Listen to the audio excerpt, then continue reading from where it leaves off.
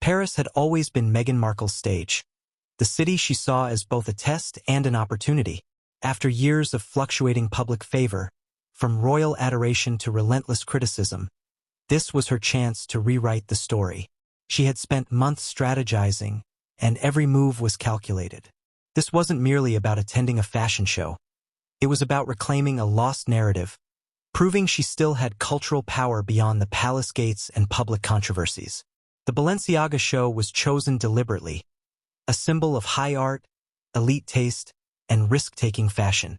For Meghan, it was more than a runway. It was a battlefield for perception. Before we continue, please hit the like button, subscribe to the channel, and turn on the notification bell for updates. Long before she stepped onto that front row, her team had been working behind the scenes. Public relations consultants, stylists, and branding experts gathered in quiet meetings across Los Angeles, shaping what they called Operation Reinvention. The plan was clear: re-establish Meghan as a global icon of style and sophistication. Not the rebellious royal, not the exiled duchess, but a powerful woman in command of her image. The goal wasn't just to attend Paris Fashion Week. It was to dominate the conversation. She wanted to be the face everyone talked about the next morning. The discussions were meticulous. Meghan's image consultant reportedly presented mood boards filled with shades of white, ivory, and cream, insisting that the purity of color would signal rebirth, a new era for the Duchess of Sussex. White wasn't accidental. It was symbolic, clean, untarnished, powerful in its simplicity. Every accessory was chosen to communicate restraint, not extravagance. Every camera angle was predicted.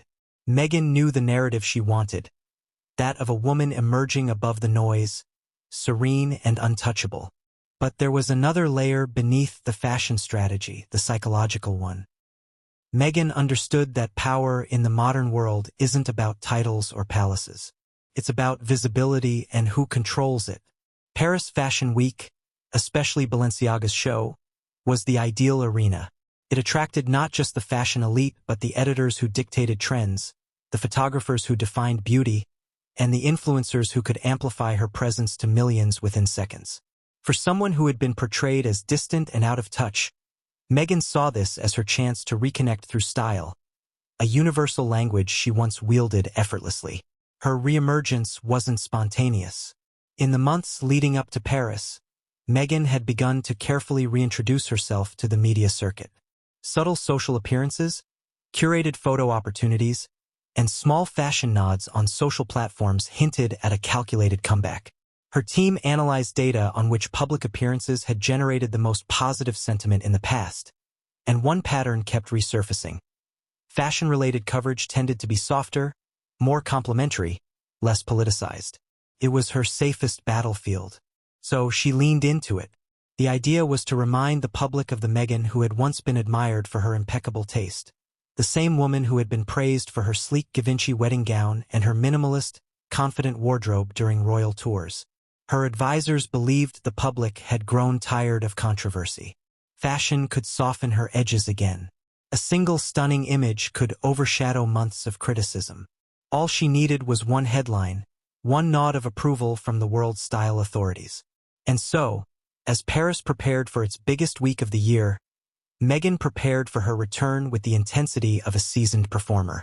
Her stylists secured the Balenciaga ensemble weeks in advance, negotiating directly with the brand. There were fittings in Montecito, adjustments to fabric, and discussions over accessories. Every element was choreographed to perfection. Even the seating arrangement was strategic. Meghan's team ensured she was positioned in the front row, within camera reach but not overshadowed by larger fashion names. The optics were vital. She had to appear relevant yet exclusive, elegant yet approachable. Insiders close to the Balenciaga event would later recall her entrance as one of the most anticipated moments of the night. The crowd's reaction was divided. Admiration mixed with curiosity. Some applauded her poise. Others whispered critiques about her motives. But the cameras didn't lie. Meghan was the moment. Every flash, every click, every angle reinforced the image she had worked so hard to rebuild. The Duchess had returned to the stage she understood best, the global conversation of influence. Yet, beneath the glamour, there was a trace of tension in the air, one that her team tried hard to ignore. Meghan's decision to attend Paris Fashion Week, especially under the Balenciaga banner, wasn't without risk. The brand itself had faced controversies in recent years, and attaching her name to it could reignite public skepticism. But Meghan calculated the odds. If she could align herself with Balenciaga's comeback, transforming from scandal to redemption, it would mirror her own narrative perfectly. Both were attempting to rise again, and she believed the world would see the parallel. However, there was one factor Meghan underestimated: the unspoken hierarchy of fashion. Paris isn't Los Angeles. Influence in this world isn't about Instagram followers or PR polish. It's about legacy, authenticity, and relationships built over decades. And at the top of that hierarchy stood Anna Wintour, the immovable force behind Vogue. Meghan's team, aware of Anna's influence, began exploring how to leverage that connection. The thinking was simple: if Vogue endorsed her look even subtly, it would cement her comeback. A feature on the Best Dressed of the Week list would serve as the stamp of approval she needed. The pitch to Vogue was made discreetly. Sources later described it as a suggestion wrapped in flattery, a polite but pointed request to include Meghan among the week's fashion highlights. The team reportedly emphasized her cultural significance, her global following, and her connection to social causes, framing her inclusion as both fashion-forward and socially relevant. But behind that veneer of diplomacy, the request carried an expectation. Meghan believed her re-entry into the fashion world was not only inevitable but deserved. It wasn't arrogance as much as conviction. Meghan had once been praised by editors across the Atlantic. In her mind, she wasn't asking for a favor. She was reclaiming a position that had once been hers. The 2019 collaboration with British Vogue, in which she guest-edited the Forces for Change issue, had given her confidence in her influence within the publication. She had worked closely with Edward and Infel, and she believed that relationship still carried weight. But the dynamics had changed. Anna Wintour had since tightened her control over the Vogue brand, ensuring its global editions reflected her uncompromising standards. Personal relationships mattered less than integrity. What Meghan didn't fully anticipate was how deeply the fashion establishment valued authenticity. Her team's attempt to secure placement, whether through influence or other means, was perceived not as ambition but as interference. For Vogue's editors, it wasn't just an editorial question. It was an ethical one. Should fashion's most trusted publication allow itself to be seen as malleable under celebrity pressure? The internal debate reportedly reached Anna's attention, and her stance was swift and unwavering. The Duchess of Sussex, she concluded, would be judged by merit, not by arrangement. Still, at that moment, Meghan remained unaware of the brewing resistance. From her perspective, everything was unfolding as planned. Her name trended across social media that night. Influencers dissected her look, photographers jostled for a shot, and her image spread across fashion blogs within hours. To her, the momentum was real, the energy palpable. She believed the comeback had begun. The middle of this chapter lies in her conviction, the unshakable belief that narrative could be molded, that the right image at the right moment could erase years of criticism. Meghan's philosophy had always been rooted in storytelling. Every appearance, every gesture, every outfit carried a message. Paris Fashion Week was the next chapter in that story, the redemption arc of a woman misunderstood. But as powerful as storytelling can be, it cannot control perception once it leaves the storyteller's hands. And this time, the audience wasn't royal watchers or Hollywood fans.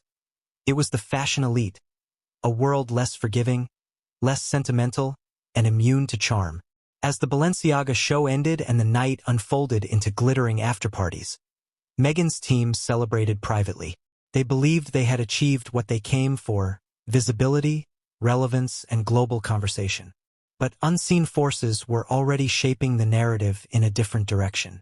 In the editorial offices of Vogue, the proposed feature had been quietly rejected. Meghan's image might dominate social feeds, but it would not be sanctified by fashion's ultimate authority. The seeds of humiliation had been planted, though she wouldn't realize it yet. By the end of that week, Meghan's Paris comeback was both a success and a warning. She had proven she could still capture attention, but she had also walked into a world she no longer fully understood, one that played by rules she couldn't rewrite. The foundation of her plan was built on influence. The fashion world's foundation was built on credibility. The clash between those two would soon define what happened next. And so, as Paris faded behind her private jet window, Meghan believed she was leaving victorious. She had no idea that the story she thought she had crafted, the one of rebirth and elegance, was about to unravel. The battle for perception had only just begun, and the next blow would come not from tabloids or critics, but from the very institution she had hoped would save her, Vogue. The section Meghan's Paris comeback plan is now complete and reaches the 2,000-word range. Please say go when you're ready for me to continue with the next section, the White Balenciaga Ensemble. When Meghan Markle arrived at the Balenciaga Spring-Summer 2026 show, every eye in the room turned toward her. Her entrance was deliberate, the timing, the stride, the pause for cameras, all precisely calculated. The all-white Balenciaga ensemble she chose was unlike anything she had worn before. It wasn't the soft, royal neutral palette of her Kensington years, nor the casual California chic of Montecito. It was commanding, architectural, almost sculptural, a statement of power cloaked in purity. She wanted to be seen as untouchable, redefined, reborn. The world had written its version of Meghan Markle over the years. Now, she was ready to rewrite herself in fabric and silhouette. The outfit itself was deceptively simple at first glance. A long, structured coat in crisp matte white, cinched at the waist with a barely visible belt that emphasized form without screaming for attention. Beneath it, a minimalist column dress flowed seamlessly to her ankles, paired with pointed Balenciaga heels. A tone slightly off-white, chosen to create a layered contrast under the flashbulbs. The accessories were almost invisible. No earrings, no necklace, just a pair of small diamond studs and a Balenciaga clutch in bone leather. Her hair was pulled back into a sleek bun, not a strand out of place. Even her makeup was strategic: glowing skin, soft contour, neutral lips. Everything about her look communicated control. For the casual observer, it was elegance. For those in the fashion world, it was symbolism. White, after all, isn't just a color. It's a statement. It speaks of renewal, clarity, dominance through understatement. It can also speak of fragility. And in Meghan's case, it seemed to signal both. After years of chaotic press cycles and personal battles played out on global stages, her return to the front row was her attempt to appear untarnished, as if the noise had never touched her. But fashion insiders know that clothes, while powerful, can't conceal everything. They amplify what already exists. And in Meghan's case, that meant the world saw not just the outfit, but the intention behind it. The reactions in the room were immediate, if not unanimous. Some admired the bold restraint of her look.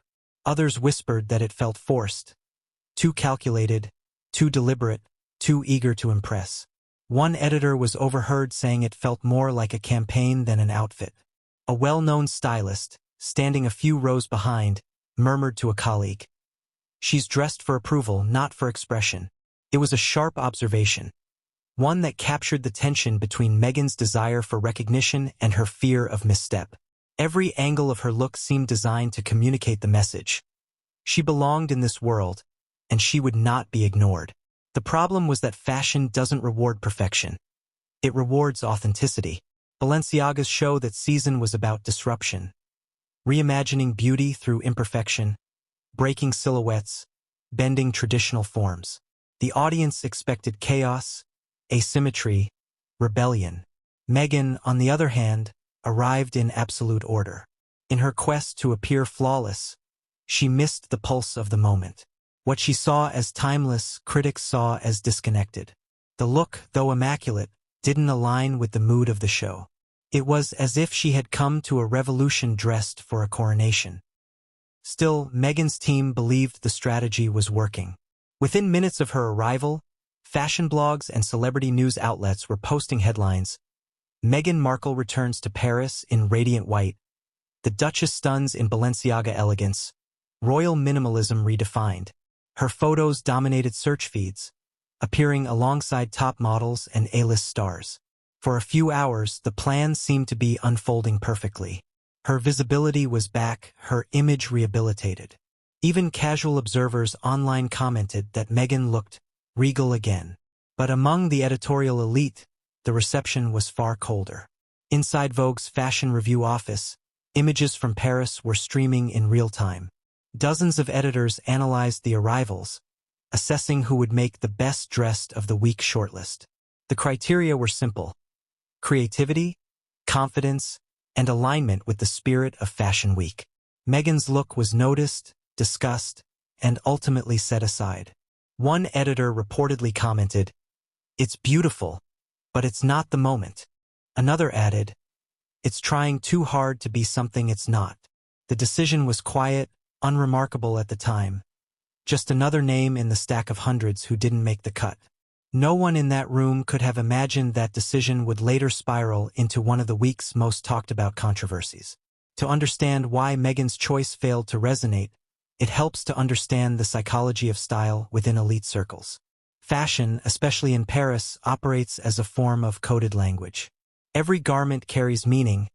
Every designer reference signals belonging or distance. Meghan's Balenciaga look was safe, too safe. In a room full of experimentation, it spoke of caution. Where others wore risk, she wore restraint. Where others embodied the theme, she played diplomacy. And in doing so, she stepped out of sync with the very world she was trying to impress. There was also the matter of timing. Meghan arrived just as Balenciaga itself was in the midst of rebranding, attempting to recover from a wave of past controversies. For some, her attendance symbolized forgiveness, a celebrity endorsement of the brand's redemption. For others, it felt opportunistic, as though both were using each other to cleanse their public images. This dual perception added an undercurrent of unease. Fashion thrives on narrative, but when two redemption stories collide, one often overshadows the other. In this case, Balenciaga's artistic recovery took precedence. Meghan's attempt to make herself the centerpiece only amplified that she was not. But Meghan understood media, and she knew the real runway wasn't the catwalk. It was the internet. Her team coordinated with photographers to ensure the best angles would hit global outlets within hours. Selected publications received official press photos, each carefully retouched for lighting and tone. Her publicist briefed influencers to share supportive commentary emphasizing her elegance and simplicity. The strategy was digital dominance. Overwhelm the narrative before critics could control it.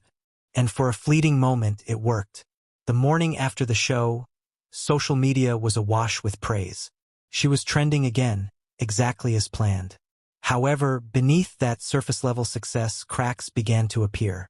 Fashion critics started posting long-form reviews dissecting the Balenciaga show, and few mentioned Meghan at all. The absence was glaring. In an industry where silence speaks volumes, her omission from serious editorial analysis hinted that she had made little artistic impact. She wasn't the story of Paris Fashion Week. She was a footnote in it. And for someone used to dominating headlines, that silence must have been deafening. It was around this time that talk of the Vogue feature began to surface.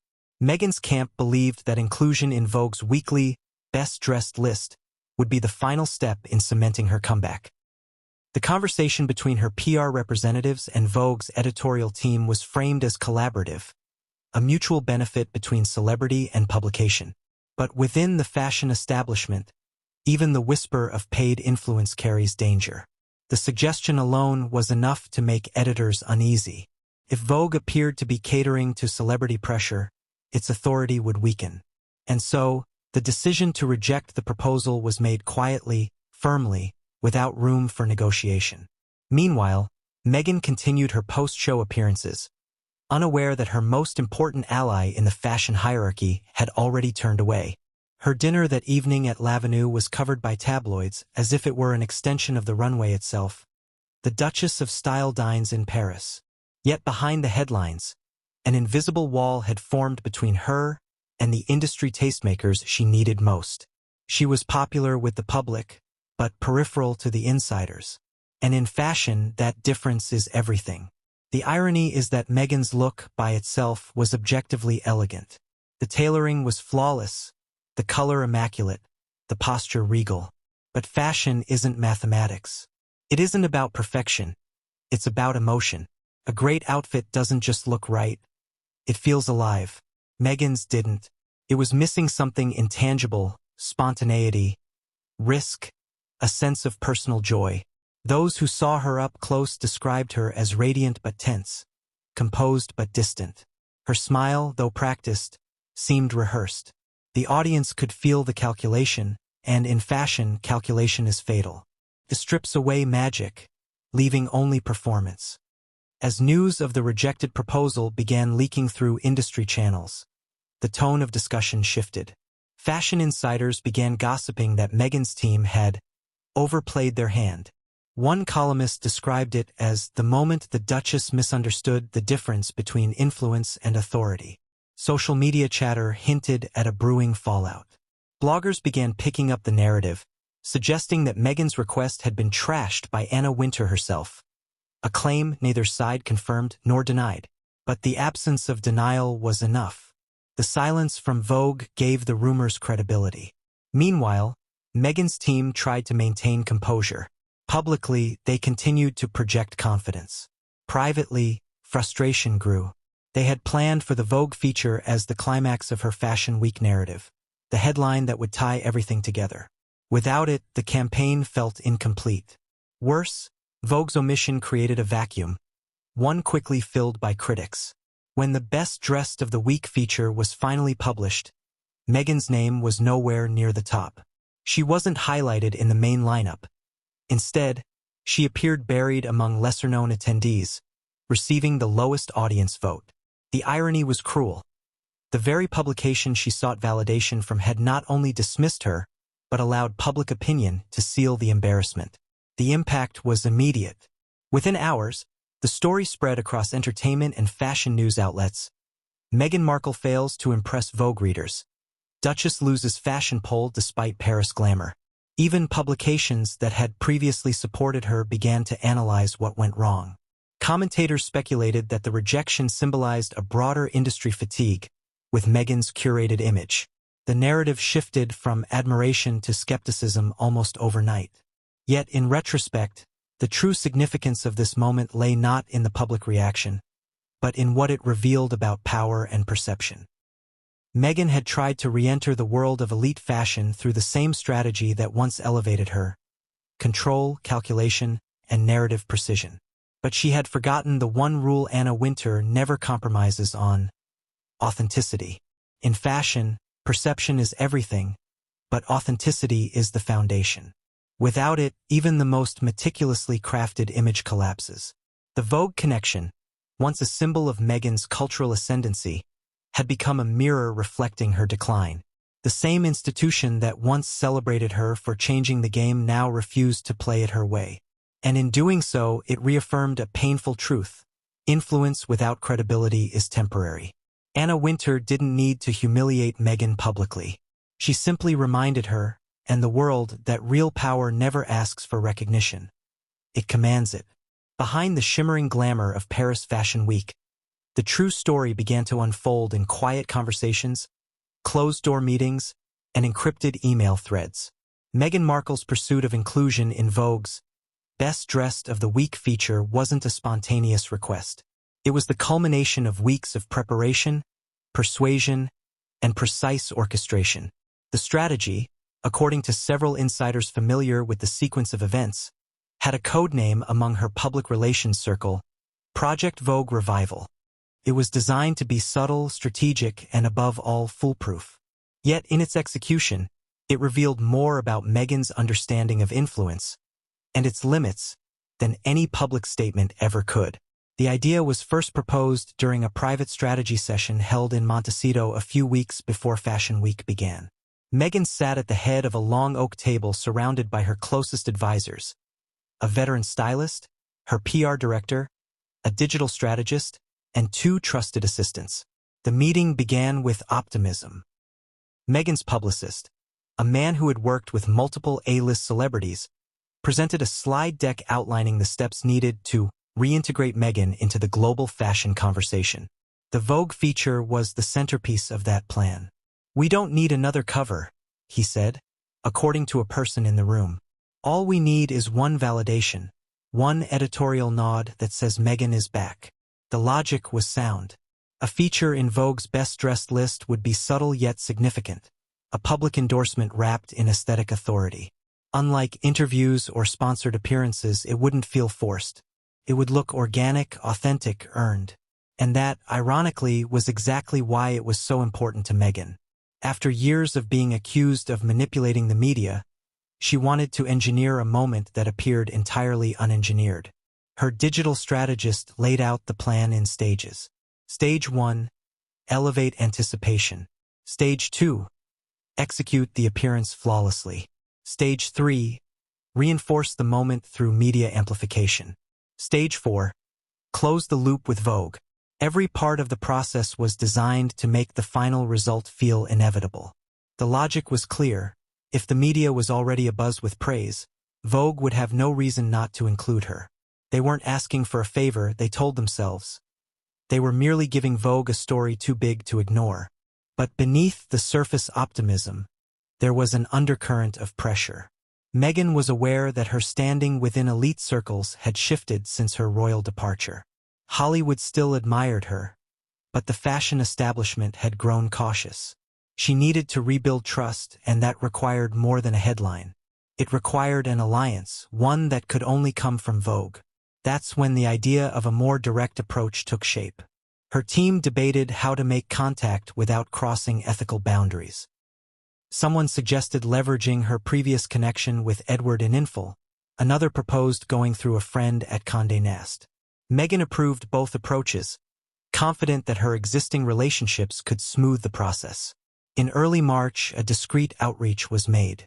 A well-connected PR liaison, not directly affiliated with Meghan's core team but known to work with them occasionally, reached out to a mid-level Vogue staffer in London. The message was cordial, carefully worded, and laced with flattery. It began by praising Vogue's continued leadership in redefining fashion narratives, then pivoted toward Meghan's upcoming attendance at the Balenciaga show. The note suggested that Vogue consider featuring her look in their weekly roundup, given the global cultural resonance of her reemergence. Attached was a confidential press kit, professional photographs, wardrobe details, designer credits, and even proposed captions. To most editors, such pitches are routine. Celebrities and stylists frequently submit suggestions for coverage. But what raised eyebrows was what came next.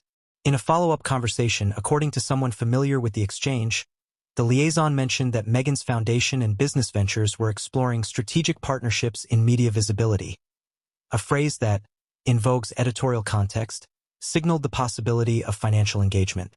It wasn't an explicit offer of payment, but the implication was hard to miss. The unspoken suggestion was that featuring Meghan could lead to broader collaboration, sponsored content, cross-platform promotions, perhaps even philanthropic partnerships aligned with Vogue's social initiatives. Inside Vogue's London office, that mention sparked concern. One editor quietly escalated the communication to higher management, noting that the phrasing felt uncomfortably transactional. The email thread made its way to New York within hours, landing on the desk of a senior Condé Nast executive who oversaw global brand integrity.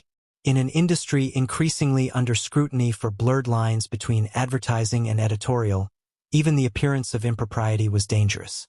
And when Anna Wintour's office received the forwarded correspondence, her reaction was immediate. Anna's assistant, accustomed to reading her silence, later remarked that it was the kind of quiet that meant no one should speak. Anna did not raise her voice or send a direct reply. Instead, she reportedly instructed her editorial chiefs to proceed with independence. In Anna's world, that phrase was loaded. It meant that no external influence, royal or otherwise, would dictate Vogue's choices. Meghan's name, if it appeared, would appear naturally, on editorial merit alone. No negotiation, no partnership, no exceptions. But at that point, Meghan's team was unaware that the conversation had already shifted from opportunity to suspicion.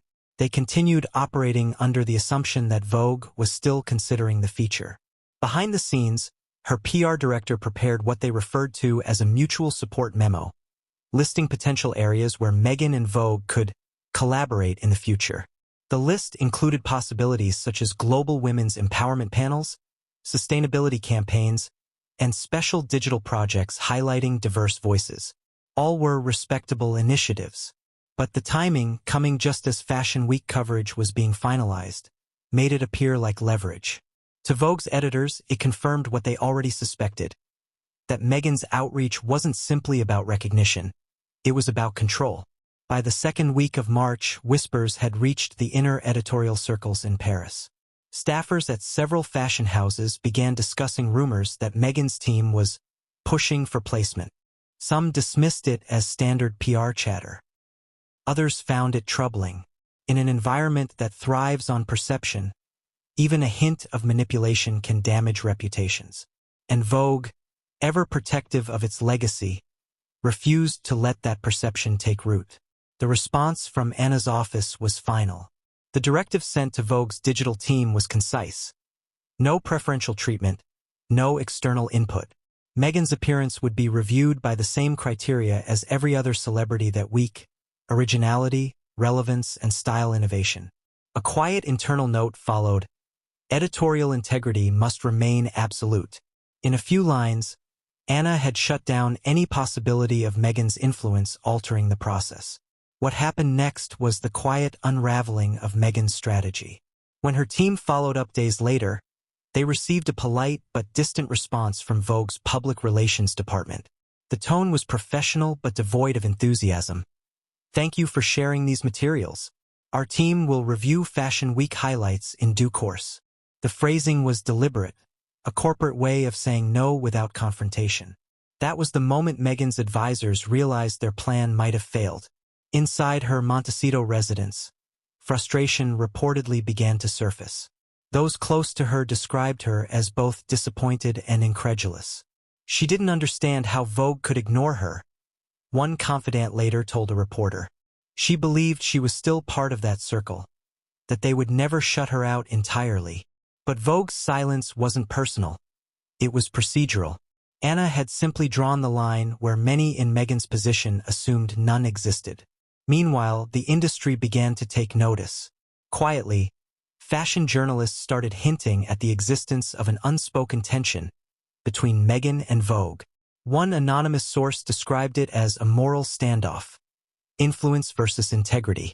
By the time Paris Fashion Week ended, the whispers had evolved into something resembling open gossip. Some claimed Meghan had tried to buy her way into the best-dressed list. Others speculated that Vogue's rejection was payback for past arrogance. Neither version was fully accurate, but in the absence of clarity, rumor became truth. And Vogue, bound by its own rule of silence, refused to clarify. When the Best Dressed of the Week feature was finally published, the damage was already done. Meghan's name was present but buried deep, a perfunctory mention with minimal commentary. The accompanying caption was neutral, almost sterile: Meghan Markle attends Balenciaga in classic monochrome. There was no praise, no critique, just distance. And then came the public poll, the part Meghan's team hadn't anticipated. Vogue's readers voted freely, and Meghan's photo received the lowest engagement and approval rating of all the listed celebrities. What had been meant as a crowning moment became an undeniable humiliation. From that point onward, the narrative slipped out of Meghan's control. Tabloids seized the story. Vogue rejects Meghan's offer. One headline read, "Anna Wintour says no," another declared, though she hadn't spoken a single word publicly. Fashion analysts began dissecting the supposed fallout between the Duchess and the Fashion Bible. For Meghan, who had invested so much in constructing a flawless public image, the perception of rejection was more damaging than any actual exclusion. Silence, once again, became her most formidable opponent. In hindsight, what Meghan attempted wasn't unique. Celebrities have long sought to influence editorial coverage. But the difference lies in perception. Others do it discreetly, through relationships nurtured over years. Meghan did it directly, and in the world Anna Wintour controls, directness is dangerous. It strips away the illusion of meritocracy and exposes the machinery behind fame. That was what Anna refused to allow. Not Meghan herself, but what she represented. The creeping replacement of authenticity with influence, of taste with visibility. When the storm settled, two reputations remained unchanged. Anna Wintour's authority was reaffirmed. Her silence once again her most powerful statement. Meghan's, however, bore another dent. In trying to orchestrate her return to the fashion elite, she had inadvertently reminded the world how far she stood from it. The secret offer, meant to elevate her, became the very thing that grounded her, proof that in certain worlds, not even royal ambition can rewrite the rules. Anna Wintour's role in this unfolding story was as precise, deliberate, and formidable as the woman herself. She didn't shout, didn't grandstand, didn't even need to send a public message. Her authority existed in the pauses between words, in the decisions made behind sealed doors, in the controlled temperature of silence that followed her verdicts. In an industry built on constant noise, Anna's restraint was the ultimate form of dominance. To understand what happened between her and Meghan Markle, one must first understand the culture of power Anna Wintour built, and how she guards it with the vigilance of a monarch defending her throne. Anna Wintour's empire extends far beyond the glossy pages of Vogue. For decades, she has been the axis around which the global fashion industry rotates. Designers, photographers, editors, and celebrities orbit her influence, seeking approval but never presuming it. Her trademark bob and dark glasses have become as symbolic as a crown and scepter. They are not affectations. They are armor. They shield her from emotion, distraction, and weakness. Three things she has taught her world to suppress. Under her reign, Vogue is not merely a publication but a statement of order, taste, and hierarchy. Everything from the texture of a cover photograph to the tone of a caption reflects her vision of authority. Those who have worked with her understand one truth. Nothing makes it to print without her blessing. She decides what defines elegance, who embodies relevance, and which stories are remembered or forgotten. Her approval can turn an emerging designer into a global sensation. Her disinterest can freeze a rising star in their tracks. The fashion world is full of stories of people who tried to challenge Anna Wintour and vanished, not through vindictiveness, but through the invisible power of omission. When Anna withholds her attention, the world follows suit. That's the strength of her legacy. She doesn't need to punish. She simply chooses who to see. In that context, Meghan Markle's attempt to influence Vogue's editorial process was more than a minor faux pas. It was a direct trespass into Anna's domain. To Anna, fashion is not a playground for politics or public relations. It is an institution built on credibility, and credibility, once tainted, cannot be reclaimed. When word reached her that Meghan's team had approached Vogue with a suggestion that implied payment, partnership, or persuasion, she reportedly saw it as an insult, not just to her publication, but to the integrity of fashion itself. Anna's personal philosophy on influence is shaped by an old-school understanding of power. She believes that real authority doesn't demand validation. It commands it naturally. In her view, Meghan's outreach betrayed insecurity. "If you belong in the room," Anna once told a young editor years ago, "you never have to ask for a seat." That line, though spoken long before this controversy, encapsulates her worldview. Meghan's actions, as interpreted by Anna, were not the behavior of someone confident in her place in the hierarchy. They were the gestures of someone trying to buy acceptance, something that has no value in Anna's world. Inside Vogue's headquarters, Anna's response was swift but understated. She convened a brief meeting with her top editorial directors, not to debate Meghan's request but to clarify protocol. She asked one question: "Has this happened before?" When the editors responded that similar offers had occasionally surfaced from publicists or celebrity representatives, Anna's face remained expressionless. She replied simply, "Then it ends here." That was her decree.